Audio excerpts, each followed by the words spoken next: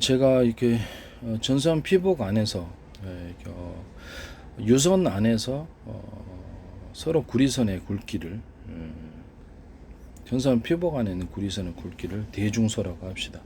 틀리게 만들면 이렇게 주파수 방식으로 바뀐다 그랬죠.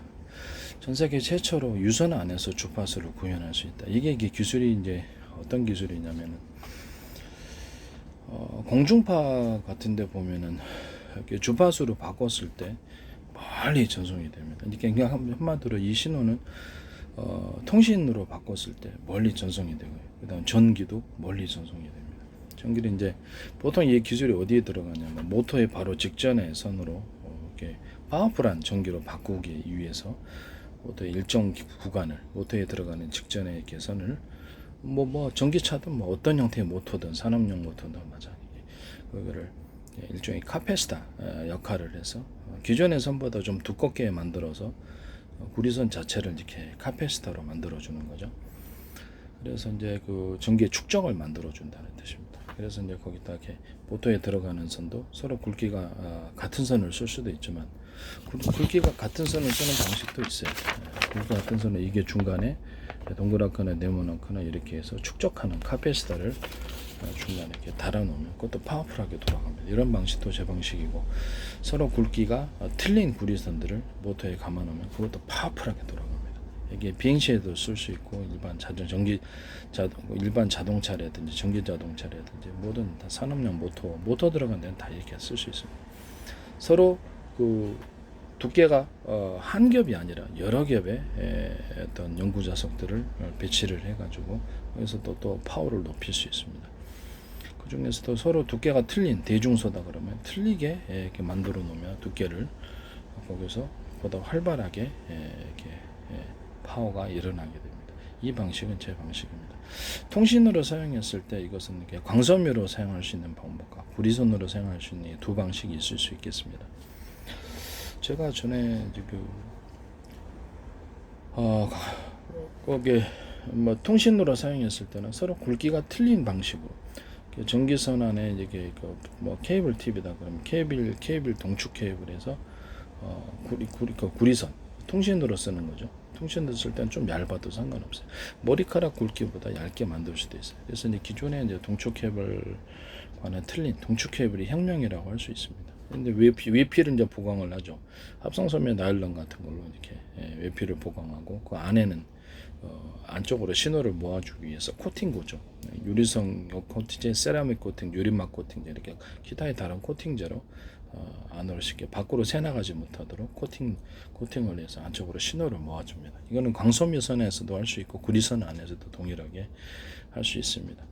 이 기술 구조가 어디서 나왔냐면은 그 광섬유선을 제가 석영실로 광섬유의 내신 구조를 만들어주고 그 외피를 합성섬유 나일론으로 하면 단가도 싸고 신호도 빠르다라고 얘기를 했는데 그 안에는 이제 코팅을 유리소경 코팅제, 세라믹 코팅제, 유리막 코팅제 이런 코팅제로서 코팅을 해주면은 기존의 이제 방식에 비해서 단가는 싸면서 멀리 전송이 간다 이렇게 그 안을 석영실이 아니라 합성섬유 나일론 실로 대체돼야 됩니다. 비투가일 90%짜리가 있어요.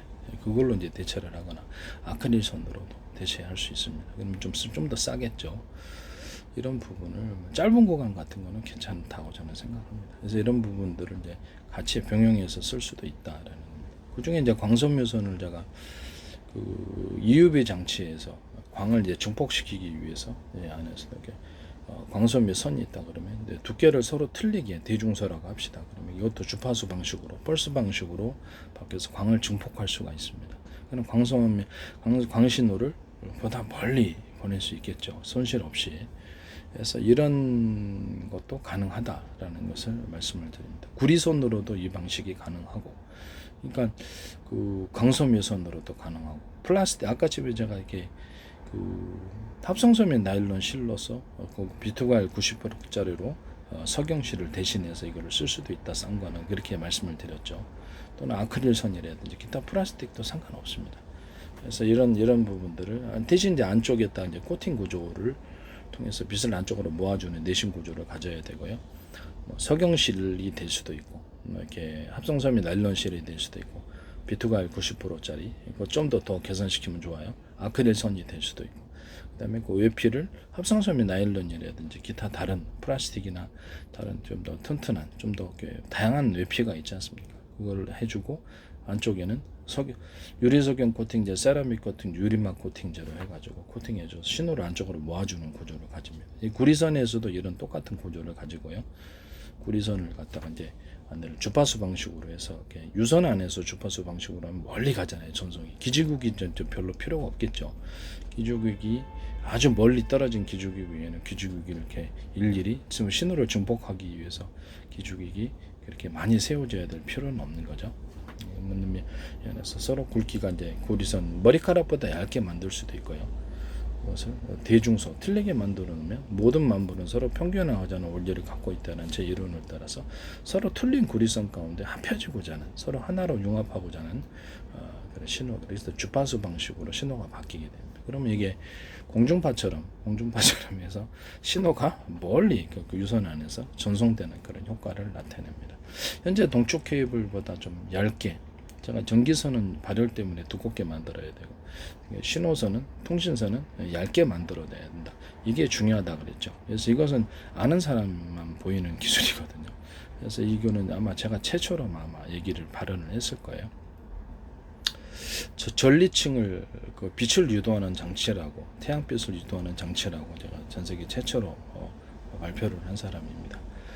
전리층은 엄청난 막대한 전기가 있고 태양빛을 끌어들일 만한 유해는 각 별마다 전리층이 있는데 우주 공간에 빛이 가득해야 되는데 별에만 빛이 전송률이 높은 것은 그 발리 전리층이 빛을 유도하고 서로 파동이라는 동질의 것이기 때문에 그렇습니다. 빛을 전기로 바꾸거나 전기를 빛으로 바꿀 수 있거든요. 그래서 이것은 다 같은 동질의 것으로서 아마 공명 현상을 일으킨다라고 볼 수도 있겠습니다. 그다음에 구름이 물을 담고 있어서, 수분을 담고 있어서 전리층에서 전기가 전송이 되고, 그다음에 워낙 전기량이 막대하니까 멀리 보낼 수 있는 거죠. 전리층으로서는. 그다음에 구름에서 그렇죠. 수분을 많이 갖고 있어야 되죠. 마른 구름에는 번개가 상대적으로 없겠죠. 그럼 이제 거기서 수분을 많이 담고 있는 그런 먹구름 같은 전기를 많이 함유할 수 있고요. 예를 들어서 지상에 어떤 조건이 맞을 때 테슬라 전기 유도처럼 전기가 유도가 되는 거죠. 이런 식으로. 그래서 제가 그걸 기반으로 해서 액체 배터리를 만들었단 말이에요. 물에다가 전기를 흘려놓으면 사람들이 바바바박거리면 전기 작업자들이 죽을 일이 없죠. 그러나 소리가 없기 때문에 죽습니다. 그럼 물에 전기가 담길 수 있다는 거, 저장될 수 있다는 거 있다는 거죠. 그리고 그걸 기반으로 해서 제가 물에다가 전기를 흘리고 알갱이, 구리 알갱이라고 합시다. 구리 알갱이들을 대중소, 좀 차이가 너무 크면은 완전히 왔다 갔다 전기가 너무 충격이니까 차이를 좀 적게 해가지고 하다가 동일한 구리 두께에도 상관없고요. 그래서 물을 넣고 구리 알갱이들을 넣고 액체 배터리를 만들 수 있다고. 그것도 이제 플러스 마이너스로 나눌 수도 있고 안 나눌 수도 있고. 그래서 이렇게 말씀을 드렸습니다. 일반 배터리는 황화수소를 넣지만 이건 물만 넣으면 됩니다. 이런 것을 말씀을 드렸고, 어떤 금속판에다가, 일반적인 금속판에다가 이게 제가 접대도 한번 말씀을 드렸는데 알갱이들, 구리 알갱이들 대중소 틀리게 이런 식으로 금속판에다가 이렇게 입자 굵기로, 입자는 어느 정도 할지는 모르겠습니다만 나노 입자로도 가능합니다. 대중소 이렇게 해놓으면 이게 이제 전기선이 돼가지고 파워 있게 전기가 흐르는 방식이 됩니다. 이런 식으로 이제 이런 식으로 이렇게 전기선을 만드셔도 제 기술 구조가 되겠습니다. 이렇게 대중소 사이즈를 틀리게 해서 아까 신 방식대로 제가 이런 식으로 구리선이나 강섬유선을 중간에 동그랗거나 네모나거나, 이게 이제 카페시터 역할을 하는 거예요. 그러니까 광섬유 같은 거는 빛을 증폭시키는 구조를 가지게 되고요. 구리선도 이렇게 신호를 증폭시키거나 전기를 증폭시키는, 전기선으로 쓸 수도 있고 통신선으로 쓸 수 있고요. 반도체 회로 안에서도 이 기술을 쓸 수 있습니다. 기판에서도 쓸 수 있고, 그 다음에 이게 꺾어지는 부분에도 동그란 점을 놔서 충격을 좀 감소시켜서 신호를 신호가 이렇게 손실되지 않게 하는 기술을 쓸 수도 있어요. 이런 부분을 말씀을 드립니다. 아니면 이 코너 부분을 좀 두껍게 처리를 해가지고 하는 기술로 해가지고 뭐 어떻게 하냐면은 다른 데보다 좀 두껍게 해가지고 거기서 신호가 중폭되는 현상을 일으키도록 만들어주는 거죠. 반도체에서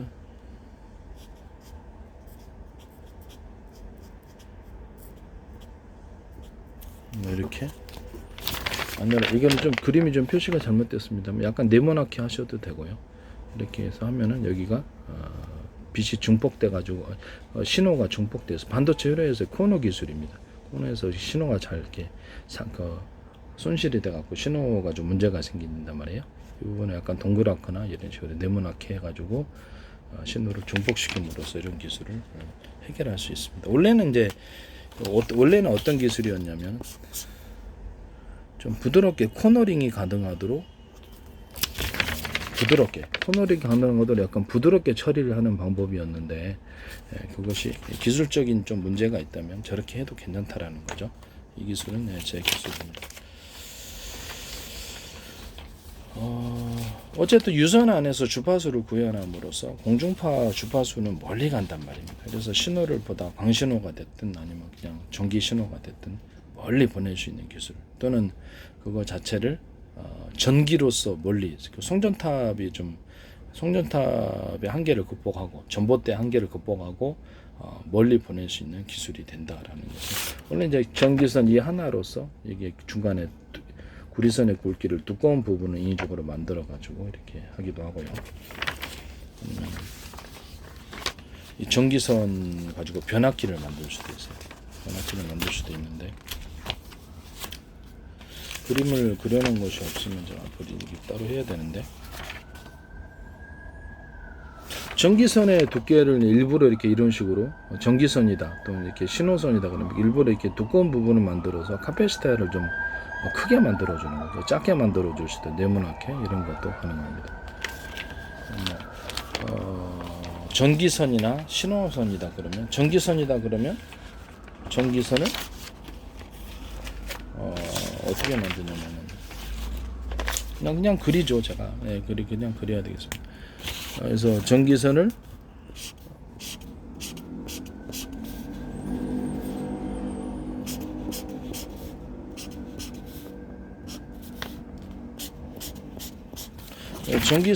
인위적으로 이렇게 전기양을 통제해서 어떤 데는 5개짜리에서 3개짜리로, 2개짜리로, 1개짜리로 해서 전력을 차등해서 변해서 변압 구조를 만들 수 있죠. 이렇게 전선 피복 안에 있는 구리선의 굵기가 이제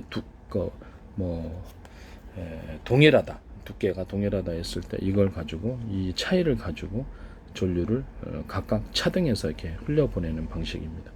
이것도 이제 한전이나 전원 공급기에서 A사 레이더라든지 이렇게 이런 전원 공급기에 쓸 수 있는 방식이고, 여기서 이렇게 주파수 방식으로 변환을 시키고자 할 때는 전선 피복 안에 있는 구리선의 굵기를 틀리게, 가령 이제 대중소다 그러면 틀리게 만들어 놓으면 거기서도 주파수 방식으로 바뀝니다. 그래서 주파수 방식으로 바뀌었다가 다시 동일한 구리선 굵기로 전선 피복 안에 있는 구리선이 동일하다 그러면 주파수 방식에서 약간 덜 주파수 방식이거나 주파수 방식이 아닌 그런 전기로 바뀌거나, 신호라면 주파수 신호에 그렇죠. 이렇게 신호도 이제 그런 식으로 변환을 시킬 수가 있습니다. 주파수 방식으로 바뀔 수 있는 거죠. 신호를 이런 식으로 해서 신호를 중폭시켜서 멀리 전송을 할 수 있습니다. 이것은 기기 안에서 컴퓨터라든지 각종 A사라든지 각종 기기 안에서도 구현이 가능하고, 멀리 이렇게 기지국 없이 송전탑이나 전봇대 없이 멀리 보낼 수 있는 신호를 멀리 보내거나, 전기로 사용했을 때는 전력의 양이 좀 많고 통신으로 사용했을 때는 전력의 양이 좀 적게 하면 통신이 되는 거죠. 그래서 그렇게 해서 하시면 됩니다. 이거를 어디서 사용하셨냐면, 지금 제가 좀 걱정이 돼서, 이게 굉장히 큰 기술이라서 제 기술의 핵심을 이루는 기술인데, 포인트 테크놀로지라고 해서 유선통신 하시는 분인데 나중에 무선통신까지도 기술 주장할 것 같아서 걱정돼서 내가 말씀을 드리는 거예요.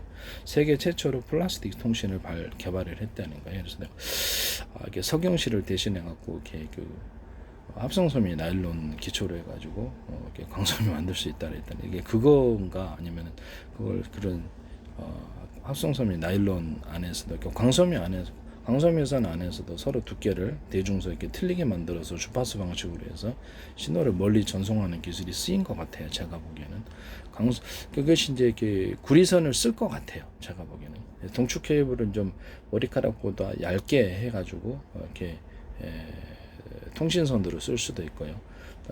또 그래서 통신선을 굵기를 대중소 틀리게 해서 주파수로 바꿔가지고 보다 멀리 전송하는 이런 방식을 쓸 수도 있다라는 거죠.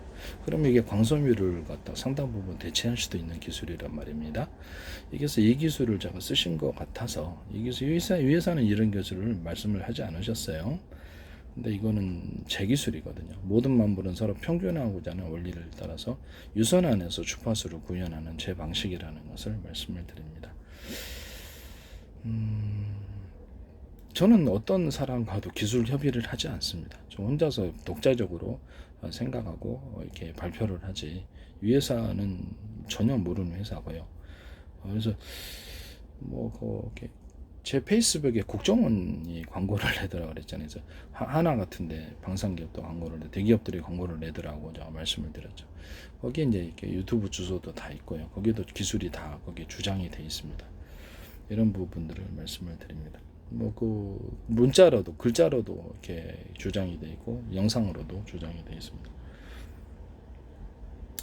그래서 이것이 아마존에 납품을 했나 본데요. 그래서 이런 부분들도 제 기술입니다. 그래서 제 기술이 이렇게 여기저기서 많이 쓰이는데, 그래서 이렇게 남의 기술을 가지고 이렇게 하시면 안 된다라는 것을 다시 한번 말씀을 드려요. 아마존에 납품을 하셨더라고요. 그래서 이 부분은 이렇게 미국 같은 데는 어떤 자국내 어떤 기술을 보호하기 위해서 수많은 중소기업체들 기술을 가진 업체들을 일으켜 세우기 위해서 대기업들이나 큰 지배사업자들이 그들의 기술을 침탈하는 것을 막고 있습니다. 그래서 그거에 대해서 지적재산권 형태나 특허권 형태나 이게 둘 다가 다 굉장히 강하게 대응하고 있는 그런 상황이고요. 왜냐하면 기껏 기술들이 이렇게 태동하는 기업들은 자금이 부족하면 기술이 점점 발전하잖아요. 그럼 그 기업들을 살리지 않고 대기업이 비슷한 해외에서 주문을 내버린다든지 아니면 비슷한 어떤 자기네가 상관없는 것처럼 해서 비슷한 기업을 세워버린다든지 그렇게 해서 싹을 죽여버렸을 때 기술 자체가 미국에서 일어날 수가 없습니다. 점차 이렇게 씨가 마르게 되는 거죠. 또는 중국에 적대하는 그런 업체 그 나라에서 일부러 그런 신생 기업들을 죽여서 그 나라의 과학 기술이 발전하지 못하게 하거나 더 나아가서 이것은 군사 기술이 발전하지 못하게 하는 것으로 연결이 되기 때문에 이거를 막기 위해서 아마 사활을 걸고 씨를 말려버릴 수도 있는 그런 부분이라는 것을. 그래서 이것을 굉장히 엄격하게 미국은 직접재산권을 다루고 있다라는. ARM 같은데 그런 데도 보면은 손정희 ARM 거기도 보면은 특허를 내지 않고 반도체 설계를 할 때 기술을 발표할 때 지적재산권 발표를 형식으로 해서 지적재산권만을 형성을 하거든요. 그런 부분들을 제가 말씀을 드립니다. 저는 이제 이것을 유선 안에서 주파수뿐만 아니라 무선 안에서 이렇게 주파수 방식으로도 사용하는데 이게 어떤 광통신, 레이저 광통신 같은 경우에 보면은 가령 우주 광통신 하시는 분들이 있잖아요. 이렇게 위성으로 이제 통신 사업을 하시는 그런 분들이 있어요. 머스크 같은 그런 데서도 사용하셔서는 안 된다는 걸 말씀드립니다. A사례에서 쓸 수 있고요. 그다음에 이렇게 A사례다 그러면 이게 두 가지의 다른 그 전파를 가지고 쏜다고 합시다. 그러면 가운데는 진짜 전력을 주고 바깥에는 그 통로만 개척을. 이 가운데 있는 전파가 손실이 되지 않도록 멀리 가면 손실이 되거든요. 흩어집니다. 이렇게 해서 통로를 개척하는 식으로 해서 관을 만들어 공간 안에 그냥 통로를 만들어주는 보좌 형식을 해주는 거죠. 부목돼 주는 거죠, 일종의. 그래서 그래가지고 가운데 전파가 멀리 가고, 두 가지 다른 전파는 상대방의 전 두 개 딱 닿았을 때 강하게 융합을 하게 됩니다. 이것은 제 기술 구조인 모든 만물은 서로 평균하고자 하는 원리를 갖고 있다라는 것으로 융합열이 강하게 발생을 합니다. 그래서 이것이 이제 어디에서 쓰이냐면 UV 장치나 이런 레이저 시각 장치에서도 구경이 틀리게 레이저를 쏘면은 초점 방식으로, 돋보기 초점 방식으로 해서 쏘면은 서로 구경이 틀린 레이저가 강하게 초점 방식으로 할 때 융합열이 발생해서 원하는 굉장히 그렇죠, 섬세한 가공이 가능하면서도 그러니까 강한 융합열이 나타나서 시각이 보다 효율적으로 됩니다. 원래 이렇게 레이저 강한 온도를 만들어내기 위해서는 비싸게 만들어야 되죠. 그러니까 두껍게 해가지고 구경도 그렇게 하면 이렇게 섬세한 가공이 안 되거든요. 그래서 이것은 서로 작은 레이저 구경을 가지고 있을지라도 여러 개를 한꺼번에 모이면 가령 레이저 공격기다 그러면 하나당 5만 볼트씩만 해도 10대를 돋보기 초점 방식으로 해가지고 상대방 전투기를 공격을 한다고 합시다. 그러면 50만 볼트죠. 전 세계 그럼 그렇죠. 5만 볼트가 10개면은 50만 볼트고 이렇게 20대면 100만 볼트를 집중할 수 있는 거거든요. 이런 방식이라는 거죠. 그래서 섬세한 가공이 가능하면서도 적은 비용으로 그 정도의 필요한 열을 얻어서 시각하는 레이저 용접기나 가공기에는 다 이 기술이 쓸 수 있습니다. 이런 것도 이제 모든 만물은 서로 평균하고자 하는 원리를 따라서 강한 융합열을 나타낼 수 있다라는 거죠. 레이저 광통신의 안에는 보면은 하나의 전파만 쓸 수 있는 것은 아닙니다. 서로 이렇게 파형이 틀린 전파를 여러 개를 그 안에서도 겉에 통로로 개척하는 두 전파는 놔두고 안에서 한 개짜리가 있을 수 있고 두 개짜리가 있을 수 있고 세 개짜리도 있을 수 있고요. 그래서 그건 회사 마음에 분해서도 쓸 수 있고 레이저 다양하게 여러 가지 복합 전파를 쓸 수 있습니다. 이 전파는 전파 방식으로 썼을 때는 멀리 갑니다. 멀리 가고 또 그게 강하게 에너지도 크고요.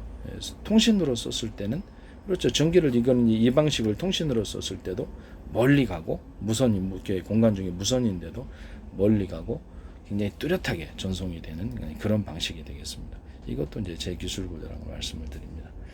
이걸 이제 전 세계를 수천조 분의 1, 수백조 분의 1로 쪼개가지고 그러니까 수천조 분의 1로 수백조 분의 1로 나눠가지고 가로 세로로 나누고 그것을 좌표 방식으로 표시하고 숫자로 표시합니다.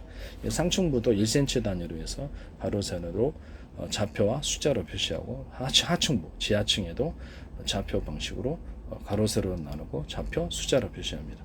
바다도 가능하고 우주도 가능합니다. 그래서 인공위성 같은 거 이렇게 움직임을 실시간으로 관측하고 다음 예상 지점, 도착 지점을 속도를 계산해서 미리 요격할 수도 있고 그렇습니다. 그래서 달이나 화성 같은 데도 뭐 우주 공간에 줄 긋는 거 아니니까 프로그램 계산이니까 그것도 다 가능합니다. 모든 게 이제 이런 좌표 방식을 쓸 때 군사무기에서도 다 제 방식을 쓸 거라고 생각합니다. 모든 사격 장치, 그다음에 군사 미사일 자체, 기존의 GPS나 이런 관성 함폭 장치를 대신해서 제 걸 쓰리라고 생각하고 있습니다. 영상 장치와 더불어서 이렇게 비교하면서 좌표 방식과 더불어서 같이 쓰리라고 생각하고 있어요. 자율주행 로봇, 그다음에 자율주행 차량 이런 것들도 강하고 반도체 안에서도 신호를 입출력 할 때도 이렇게 좌표 방식으로 해서 이렇게 통신선이 10개다 그러면 하나의 통신선만 가야 되잖아요. 제 방식은 이 통신선 탔다가 이 통신선 탔다가 이 통신선 탔다가 이렇게 바꿀 수가 있어요. 이게 좌표 방식으로 해서 가장 신호를 빠르게 전송할 수 있습니다.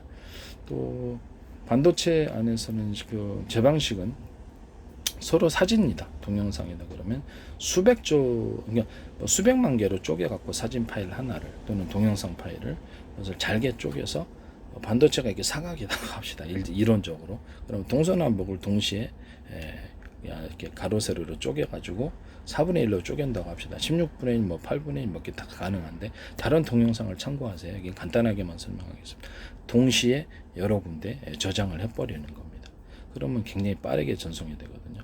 한 군데에 저장을 하는 것보다 100군데로 쪼개서 통신선이 많다라고 합시다. 그러면 통신선이 많아가지고 통신선을 따라서 수백만 개로 쪼갠 것을 수천 군데나 수만 군데 동시에 저장을 해버리면 한 군데 저장하느라 걸리는 딜레이 시간을 없애고 굉장히 빠르게 저장이 될 수 있겠죠. 그래서 이런 부분을 말씀을 드립니다. 그래서 제 방식의 어떤 반도체 회로 설계할 때는 통신선이 많아야 돼요. 입출력, 정보의 입출력에 있어서 통신선이 많아야 되고 그 밑에 서브로 들어가는 작은 통신선들도 그것도 숫자가 통신선의 숫자가 많습니다. 그래서 이것도 다른 동영상을 참고하시기를 바랍니다. 그래서 그런 통신선이 숫자가 다른 반도체 설계할 때보다 훨씬 많다. 그래서 그것을 작게 정보를 쪼개서 파일로 쪼개갖고 순식간에 저장하거나 정보를 입출력하게 되면 속도가 엄청 빠르다. 이건 앞으로 모든 반도체에서도 이 방식의 설계를 따를 거라고 저는 생각하고 있습니다. 남의 기술을 도둑질해서 가상화시키지 좀 합시다. 그리고 마이크로웨이브에 서로 파형이 틀린 여러 개의 전파 묶음으로 이렇게 물을 마이크로웨이브 전자레인지 물 끓인 데 쓰죠. 바닷물도 끓일 수 있어요. 출력이 크면, 전기 에너지의 출력이 크다면 서로 파형이 틀린 전파에 마이크로웨이브 전파 여러 개 묶음을 해서 원반형으로 해가지고 그래서 각각의 원반에 30개짜리가 달려있다고 40개, 50개짜리 거기서 전파가 다 쏘아져 나오는 거예요. 그래서 빙글빙글 회전을 시켜서 하면은 바닷물이 끓고 그것이 수증기가 일어나면 폭풍우를 일으킬 수 있습니다. 육지에서 하면 토네도 일으킬 수 있고요. 이걸로 비행체 같은데 뒷부분에 이렇게 쓰면은 추진 구조로도 응용할 수가 있습니다. 그리고 마이크로웨이브의 전파의 길이를 이렇게 상중하를 이렇게 틀리게 만들어 가지고 바닷물이다 그러면 높이를 계산해서 깊이를 계산해서 동시에 끓여버리는 그런 전자레인지면 이게 마이크로웨이브 전파가 나오는 길이를 틀리게 해서 전자레인지도 이렇게 어떤 식품이 있다 그러면 동시에 끓여버립니다. 이 기술 구조도 제 기술 구조라는 것을 말씀을 드립니다. 증기 발전이 한다. 그럼 증기 발전할 때도 물을 끓여서 하는 거예요. 원자력 발전이나 석유 또는 가스, 기타의 모든 다른 화력 발전에서도 큰 솥에다 끓일 게 아니라 작은 솥에다가 수없이 작은 솥을 빨리 끓여서 이것을 하나로 모아주는 방식을 선택하시면 제 기술 구조입니다. 되게 빨리 끓어집니다. 에너지도 덜 들고 전기 발전할 때도 이 마이크로웨이브 전파를 사용할 수 있습니다. 그래서 마이크로웨이브 전파를 길이를 딱 정확히 조절해 갖고 금속체에는 닿지 않게 하고 그 마이크로웨이브 전파를 물만을 끓이는 방식으로 상중하를 동시에 끓이는 방식으로 들어갈 수 있고요. 이 마이크로웨이브 전파와 적외선 전파를 합하면 적외선을 서로 파형이 틀린 적외선의 여러 개의 전파를 마이크로웨이브 전파랑 같이 이렇게 조이는 거예요. 그러면 더 빨리 끓습니다. 이걸 이제 공격 무기로도 인체 것이 군대에서 사용하면 살상 무기로도 사용할 수 있고요. 비행체에서 밑을 그렇게 쏴버리면 다 타죠. 물만 끓이는 게 아니라 그렇죠. 살상이 가능한 무기로도 변환시킬 수 있습니다. 남의 기술을 도둑질해서 상업화시키지 말아주시기를 바랍니다. 조명에서 쓸 수 있다 그러면 조명 같은데도 이렇게 레이저 공격에 자동차 조명이다 그러면 가운데는 진짜 전력을 주고 세게 주고 나머지는 보좌하는 식으로 이렇게 두 개 이렇게 사이즈가 틀린 빛이 나오는 구경이 틀린 것을 줬다. 그러면 멀리 가잖아요. 직진성이 돼. 그리고 상대방이 자동차에 닿았다 그러면 강하게 빛이 융합을 해요. 그래서 거기가 환히 볼 수 있습니다. 이해가 가시죠? 대공 방향망에도 쓸 수 있고 비행체나 각종 모든 조명에는 이런 방식이 쓸 수 있습니다. 일반적인 집의 조명에서도 LED 램프다. 그럼 램프 자체의 크기를 틀리게 각각 대중소 이렇게 만들어 놓으면 그렇죠. 빛이 강하게 융합이 되는 현상이 일어나서 이렇게 집안이 벌써 환해지죠. 이런 조명 방식을 선택하셔도 제 기술 구조가 되겠습니다. 프로펠러다 그러면 식기세척기 같은데 프로펠러 가지고 이렇게 물을 진탕을 시켜가지고 회전시켜서 이렇게 섞는다 그러면 프로펠러 크기를 틀리게 만들어도 이렇게 물이 진탕이 훨씬 잘 되는 거죠. 그래서 식기세척기도 그렇게 해서 잘 되고 초음파 세척기다 그러면 초음파에 서로 파형이 틀린 여러 개의 초음파를 가지고 하면 기존의 초음파보다도 훨씬 세척이 잘 됩니다. 이런 방식도 쓸 수 있고 이런 초음파 가지고도 통신구조로 바닷속의 통신구조로도 사용할 수 있습니다. 서로 파형이 틀린 여러 개의 전파로서 바닷속 통신 이런 것도 가능하다는 것을 말씀을 드립니다.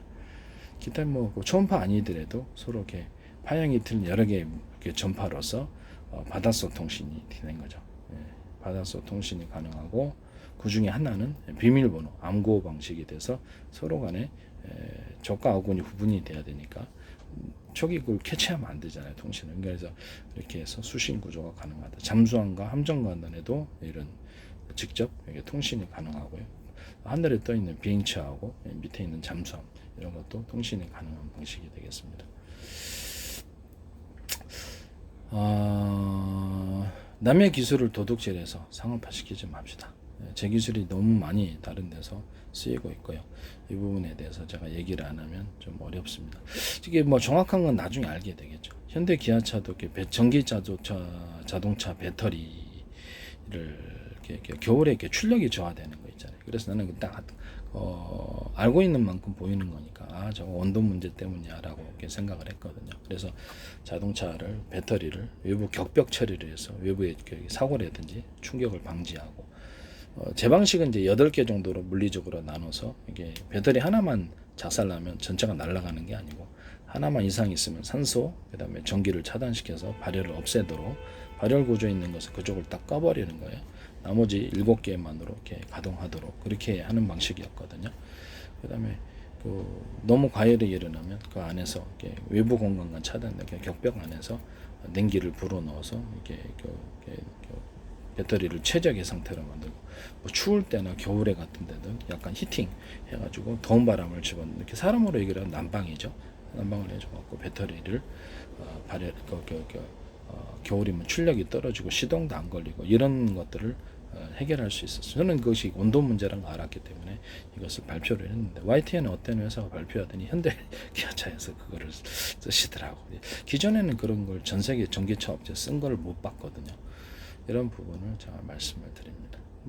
삼성페이에서도 드론 기술에 때 군사용 드론 수천 대 움직일 때 서로 파형이 틀린 여러 개의 무선 전파로서 통신을 하고 그 중에 하나는 비밀번호, 암구호 이런 방식으로 노트북으로 가면 암구가 좀 복잡할 수도 있겠죠. 시시각각으로 1시간마다 바꿀 수도 있고 저기 이제 그 드론을 조정하지 못하게 하기 위해서 그랬더니 삼성페이에서 현관문을 비밀번호 방식으로 해갖고 딱 여는 그걸 하시죠. 기존에 자동차에서 전파로 이렇게 무슨 시동 있잖아요. 시동 키로 해가지고 눌러서 전파로 이렇게 문을 개폐하는 건 있었어도 비밀번호 방식은 없었거든요. 그래서 이 부분을 제가 말씀을 드립니다. 남의 기술을 쓰시면 안 됩니다. 네, 이런 기술들이 지금 플라스틱 창문 같은 데도 제가 발표를 했더니 YTN에서 딱 나오고 참 YTN에서 제 기술이 엄청나게 많이 나옵니다. 저는 제 기술이니까 금방 알아차리지 다른 사람은 눈치도 못 챌 겁니다. 그래서 이 부분에 그들의 회사의 기술을 채 설명도 안 했는데 내가 어떻게 아느냐의 문제죠. 내가 그들과의 인적인 교류가 있는 것도 아니고 그래서 저는 누구하고 연구를 같이 공유하지 않습니다.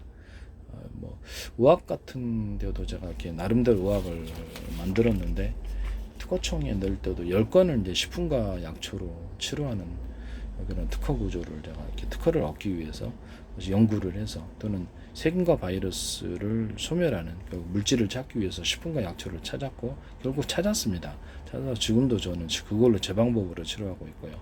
이번에 아팠을 때도 제가 제 방법으로 미리 이렇게 치료 방법 이런 법을 이렇게 만들어 놓은 것으로 치료를 그대로 했고 그대로 이렇게 치료가 됐어요. 그래서 그 특허청이 온라인을 통해서 어떤 다른 업체를 통해서 보낸 게 아니라 그래서 10건 보냈는데 60몇만 원밖에 안 들어요. 되게 싸게 했죠. 그래서 어떤 누구하고도 기술 협의를 하지 않는다는 것을 다시 한번 말씀을 드립니다. 제 기술이 새나간다는 어디선가 좀 보고 있다라는 건데 국정원에서 이렇게 페이스북 광고도 하시고 하나 방산 시스템에 대기업들도 광고를 하시던데 누군가는 지켜보고 있다라는 거죠.